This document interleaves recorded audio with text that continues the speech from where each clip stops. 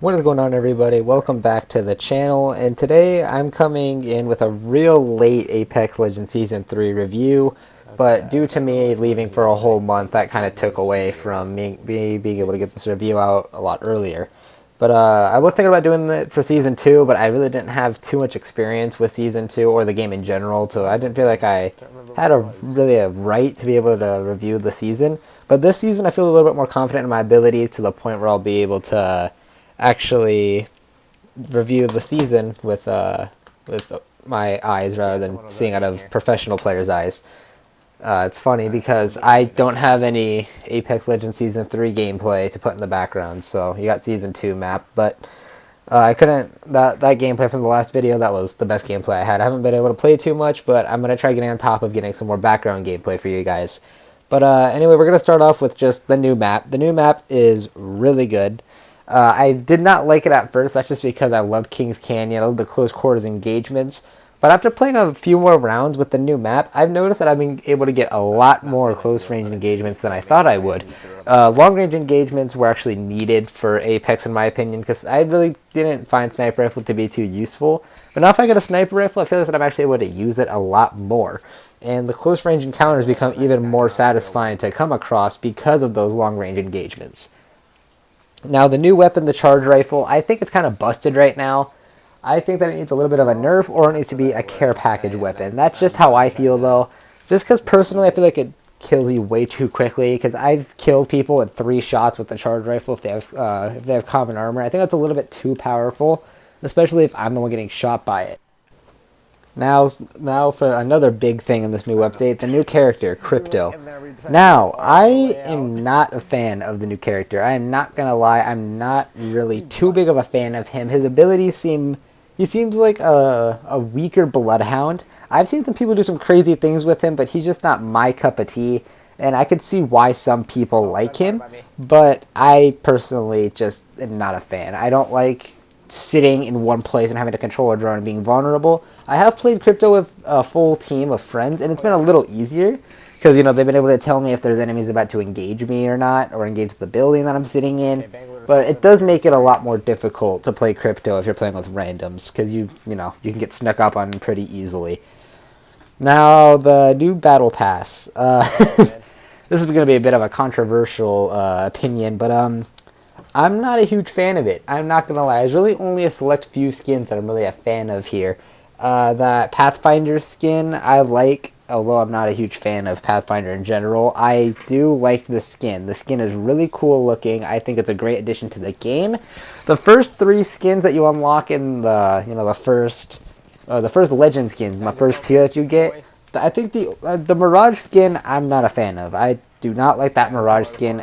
It seems like that would just be something that'd be in Apex packs. It doesn't seem like something that'd be in a battle pass.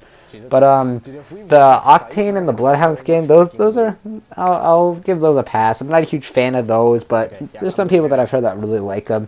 When the season started, I really loved those skins. That's just because it was the honeymoon part of the season where I just feel like I love a lot of stuff. It happens a lot when I get new games and everything too. So now that I've played it a little bit more and I've looked at the skins a bit more, they're not the best. I feel like the Season 2 skins were a lot better. Although, the new quips and battle chatter features are good. I do like that idea. Now, they're obviously not something that I would have asked for, but they are there, and I think they're pretty good additions to the game. Now, the final part of the Battle Pass, the weapon charms. Honestly, we're getting all Rainbow Six Siege here. Personally, I'm a fan of Siege, alright? I'll mess with Siege a lot, but I do not like weapon charms. I'm not a fan of them. I don't really put them on my weapons, even if I get the option. If there's a game with weapon charms, I tend to not put them on, but I've heard a lot of people really like them, so there you go. That's just my opinion, though. I personally am not a fan of them. They do look cool. I love the little Nessies that they have, and the Gibraltar, or sorry, the Caustic Trap. Those are they look cool, but I don't know. It's just that little tiny piece just hanging off of your gun kind of bothers me sometimes. Now, next up, we're gonna go into just a little bit more of the smaller things in the update. So, if you just wanted to hear my opinions on the biggest things, then there you go. You can click off the video now, because now we're just going to be going into the smaller things, like the buffs, and then, the deleting of certain items, the addition of new items, and that's about it. Coming up next, I'm going to be talking about the Gibraltar buffs. Now, Gibraltar, I am a huge fan of how he plays now. Personally, I don't think he's too good for this map, this new map, because he has a shield for his ability, and it's a wide open area. Maybe some people like that, but if I'm using my shield, it's most of the time gonna be in like compact areas where I can peek out, shoot, and then come back in. But I don't know. The buffs that they did give to him are amazing. The 25% healing speed while you're inside of the shield is really good. I love that change. So I haven't tested if it really stacks if you have lifelines as well. So you can get 50% if you're playing with lifeline. I haven't tested that. If anyone knows the answer to that, anyone's tested that themselves, please let me know in the comments below. Now I'm going to be talking about the backpack and body armor changes, the legendary ones to be specific. The fact that they got rid of that executioner perk for the body armor is a really good change, and swapped it out for the fast heal, because I was not a fan of executioner. I don't think anybody was, because I never use finishers and I never really have time to, because not only do the finishers take a long time, but honestly you're just better off just healing in battle rather than walking up to someone and doing a 10-second long finisher, because those just take way too long, and I don't think I've ever used it in the game once. So we switched out for the fast heal, but you guys are probably wondering, if you haven't played the season yet, well, I thought the backpack had the fast heal. Well, no, because the backpack got a new perk called Guardian Angel that I think it heals health and shields. I could be wrong on that, but when you respawn your teammate and they get health and shields, I'm not quite sure if I'm right on that. Someone's going to have to correct me on that, because I'm just too lazy to pull up the patch notes myself. But that's what I think that it was, if I remember properly. But yeah, those changes are pretty good in my opinion.